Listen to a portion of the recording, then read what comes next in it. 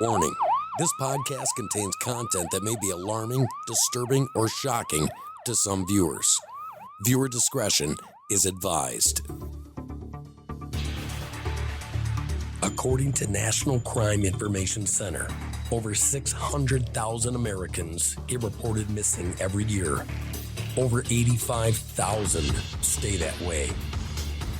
The FBI says there's over 25 to 50 active serial killers in America at any time.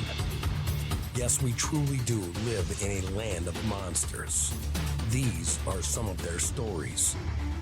Welcome to Among Monsters, a true crime podcast, brought to you by Jeremy Hansen.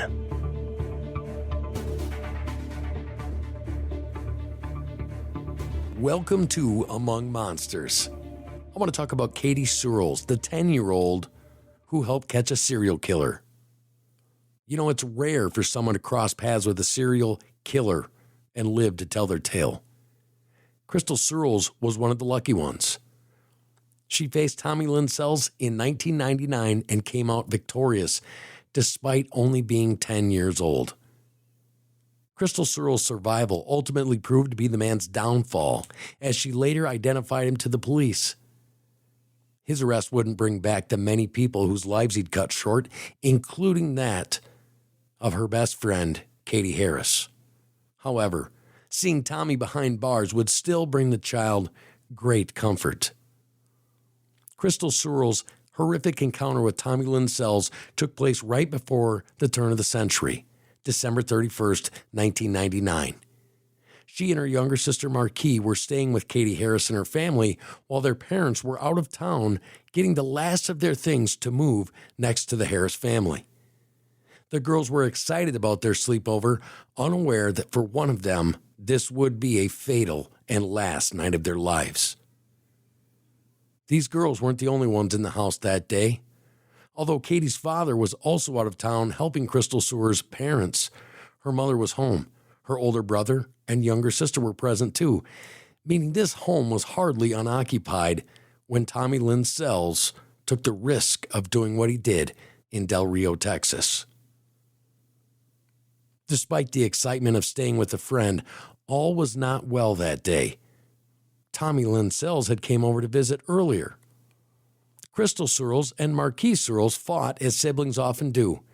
It seems that Krystal didn't want her sister sleeping in the same room as her and Katy that night, which upset Marquis.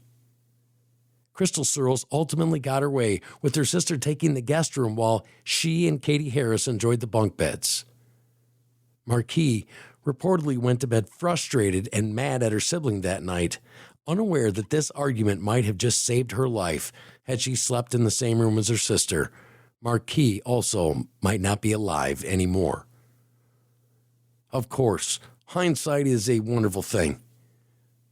So Marquis didn't know to be grateful to her sister at the time.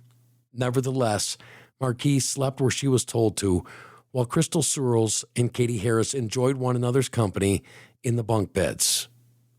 Unfortunately, when it hit closing time, December 31st, 1999, the two friends' lives would be in danger.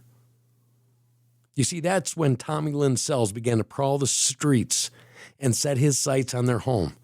The Harris family had unfortunately left a window open, which gave Tommy Lynn Sells the perfect way to access their home. He snuck inside and made his way towards the bedroom of Katy Harris, confident about what he would do to her. The crimes of Tommy Lynn Sells are reportedly numerous and brutal, and the case of Krystal Surles and Katy Harris is sadly no different.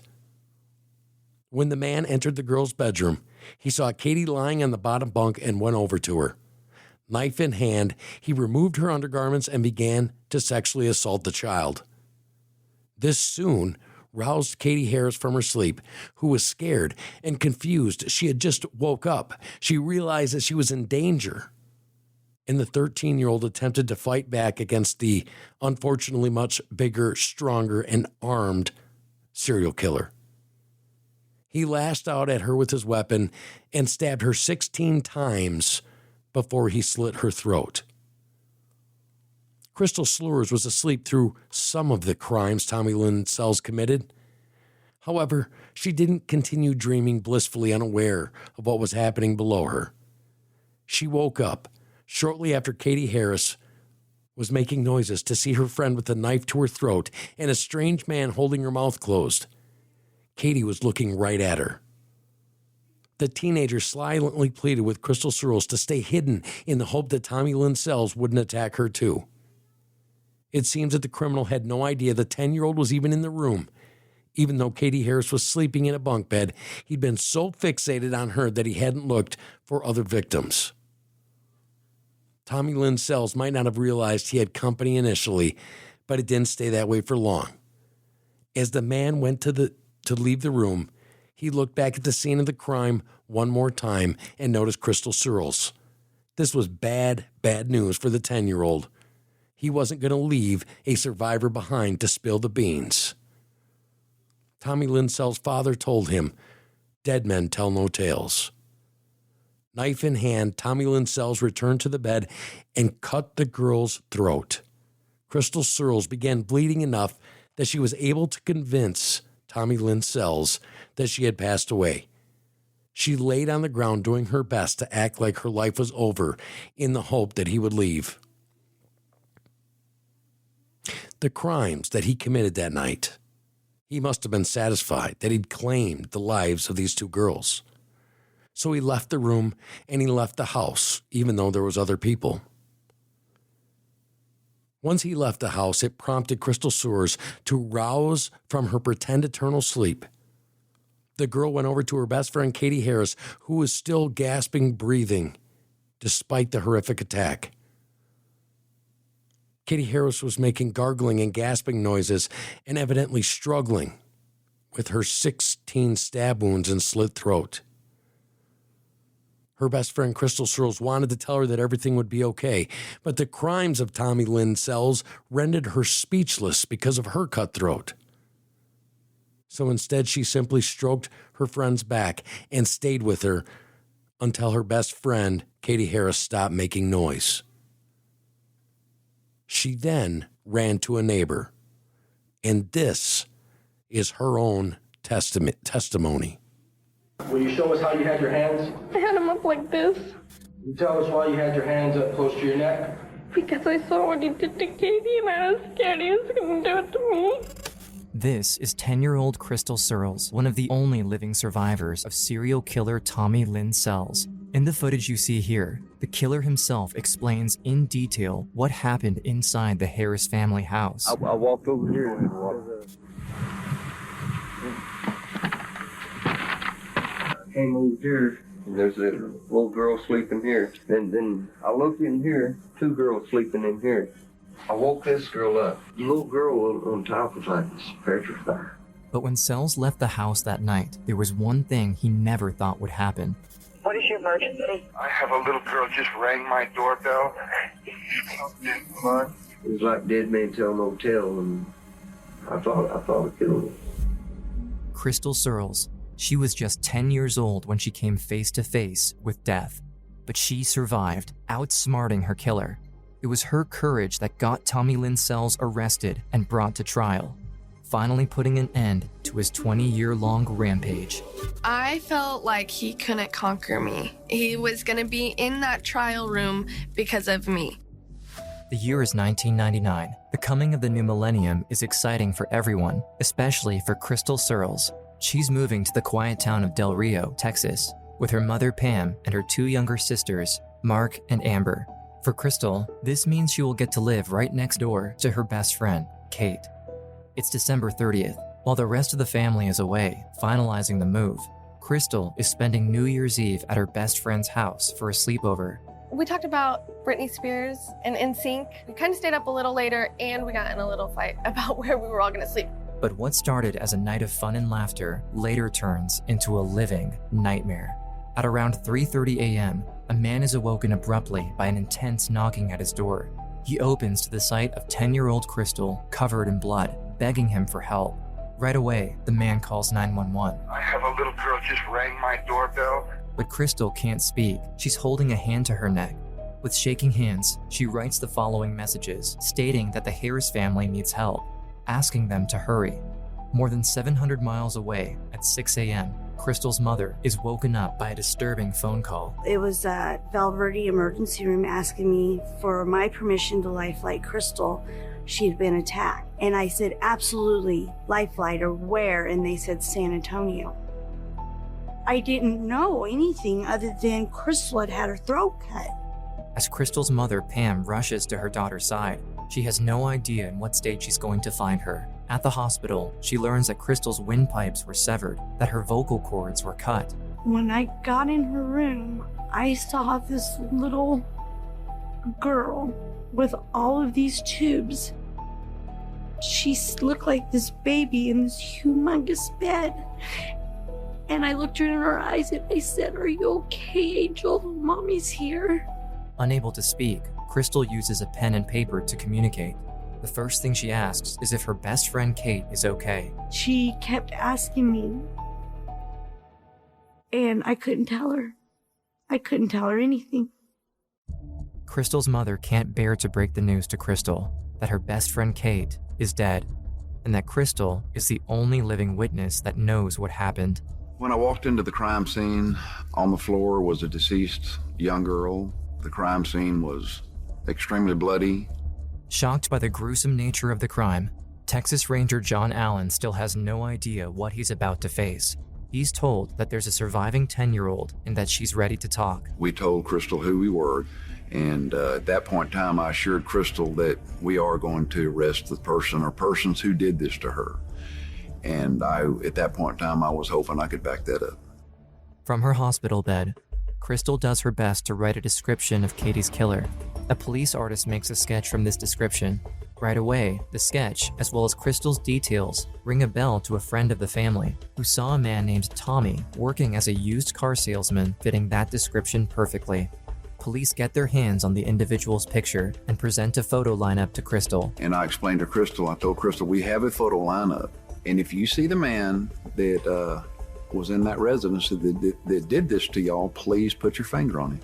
You could see her eyes moving from one individual photograph to the next and focused in on one photograph. And Krystal took her right index finger and put it on the photograph of Tommy Lynn Sells.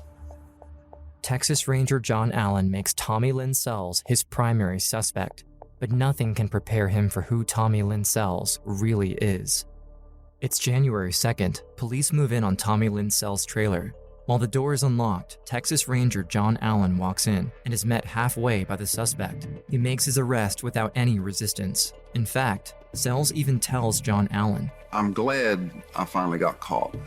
And then we told him he was under arrest for murder. Confessions are immediately obtained from him, as well as his agreement to do a walkthrough of the crime scene. You doing this walkthrough of your own free will? Oh, yes. I thought this to be very odd. Here this guy is under arrest for murder and attempted murder, and his willing to cooperate with us. I walked over here and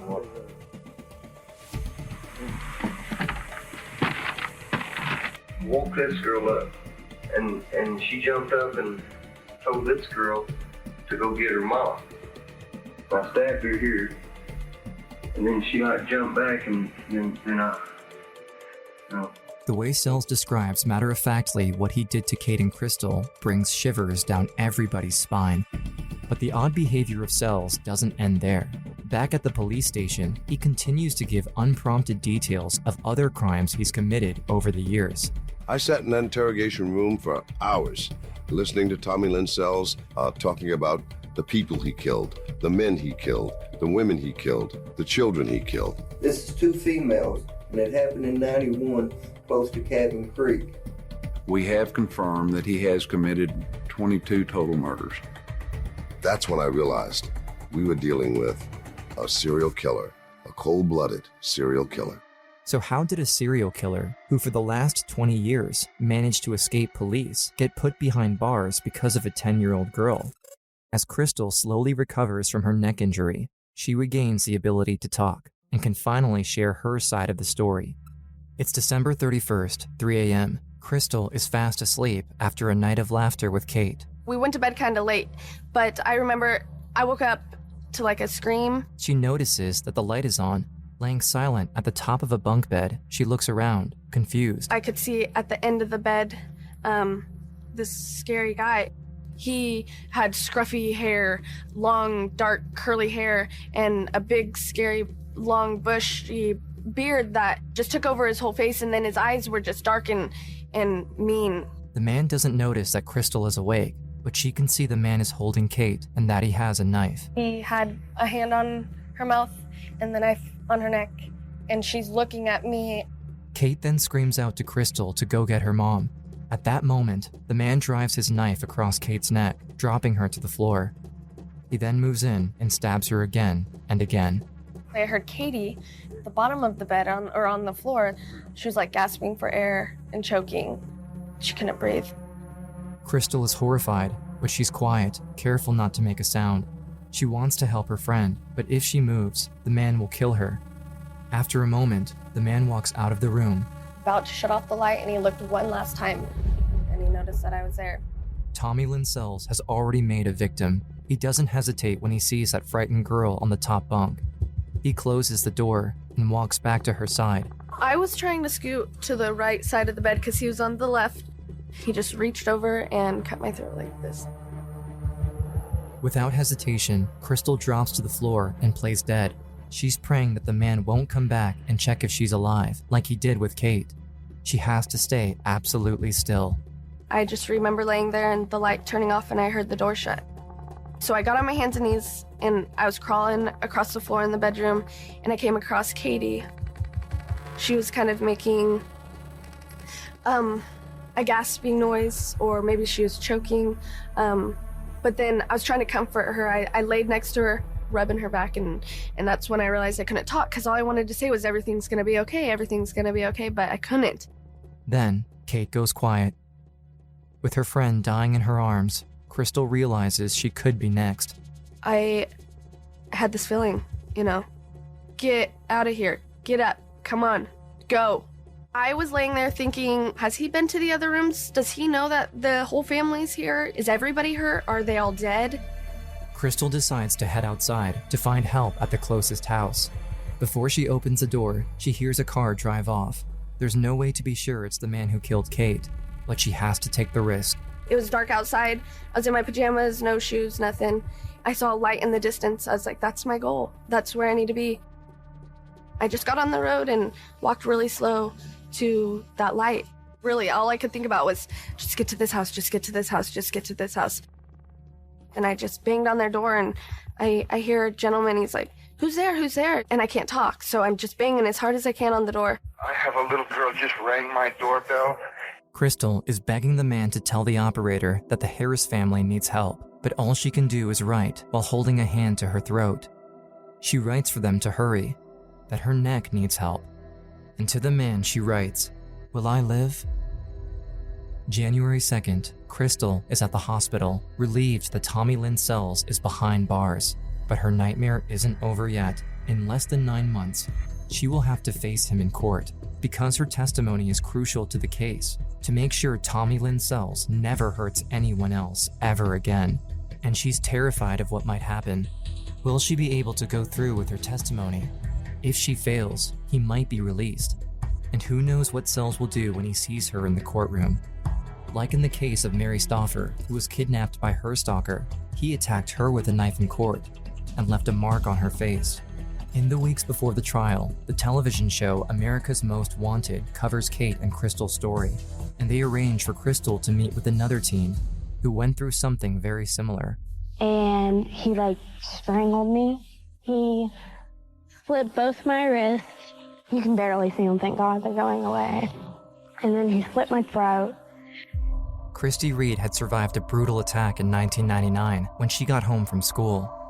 The brave young 14-year-old then stood in court to face the man who also killed her 16-year-old sister. I asked for him not to be in the courtroom, but they couldn't do it unless he said something bad or, looked at me weird. Yeah, am I scared because he's going to be sitting right there? During the encounter, Krystal notices the little gold ring that Christy is wearing. It was this ring that gave Christy strength when she testified in court, as a reminder of her sister. Do you have any tips or anything your friend's name was Katy? Yeah. Concentrate on her because you're helping her and yourself. It's scary, but once you get it out, you feel a lot better. It's September 12th, 9 months after the attack. The trial begins for Tommy Lynn Sells. Let me have the defendant rise and face the jury, and I'll act. The day I had to testify, I said, Mom, don't cry.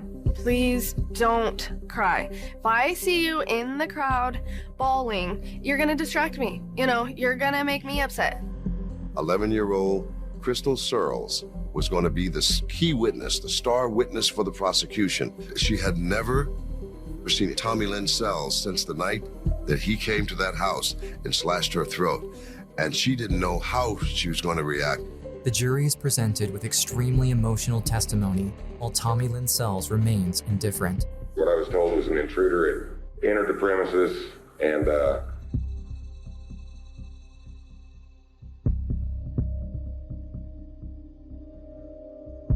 my daughter was gone. They discovered that it was my own daughter who was in the house. I just cried and cried. Soon, it will be Krystal's turn to tell the jury what she went through, with Sells just a few feet away from her. Moments before she has to go to the courtroom, a surprise is delivered directly to Krystal to help her through her last struggle. And I am to tell you that this is to help guide you, okay? Come on. Mom, I didn't.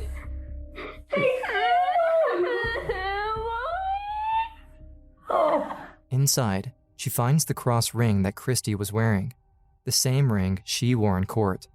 As you face this journey from the moment you begin, know that God will guide you, and you'll have the strength to win.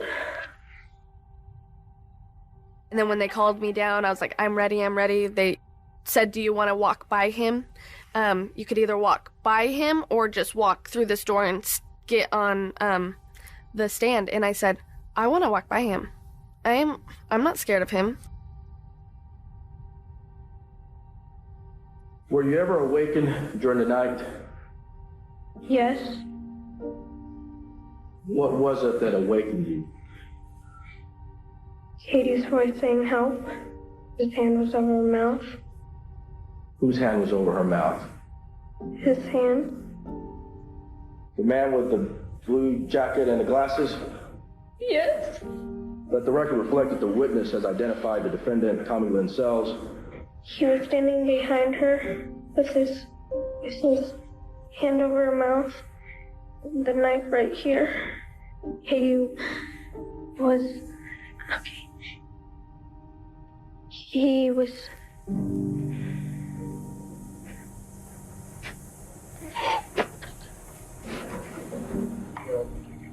As Krystal struggles to finish her accounts of that night, the judge gives her a short recess to let her recover. If she's not able to go through with it, she knows what might happen to Sells. I put my thoughts towards Katie. I just had such a mindset that this is what I wanted to do, and this is what I had to do. This is for Katie. She deserves this. What happened next? He moved the knife and slit her throat. He started walking towards me. Did you say anything to him? Yes. What did you tell him? I told him I'd be quiet. I promise I won't say nothing. I'm not making the noises. It's Katie. He said, move your hands. And why did he say move your hands? Will you show us how you had your hands? I had them up like this. Can you tell us why you had your hands up close to your neck?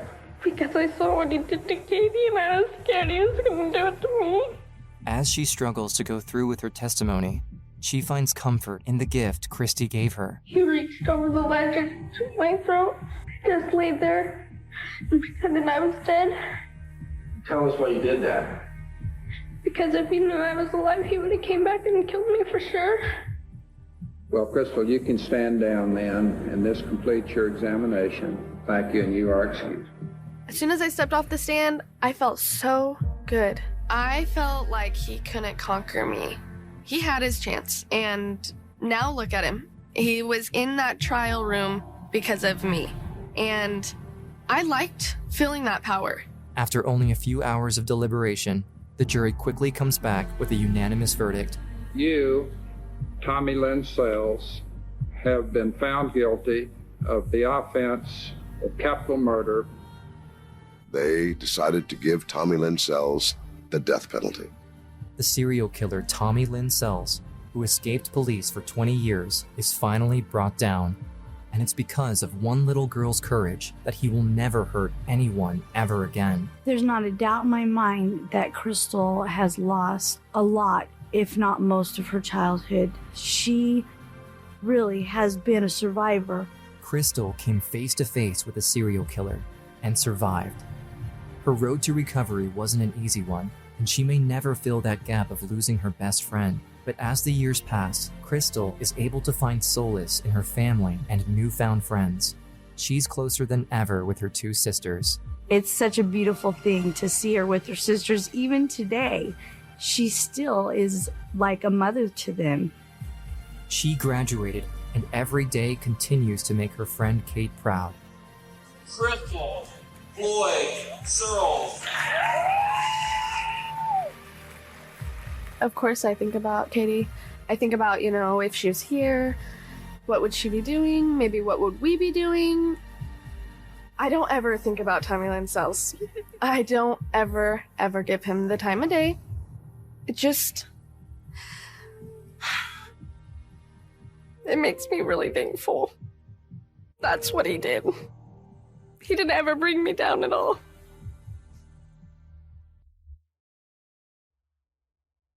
And that, ladies and gentlemen, is how a 10-year-old girl took down one of the most prolific, evil serial killers in American history.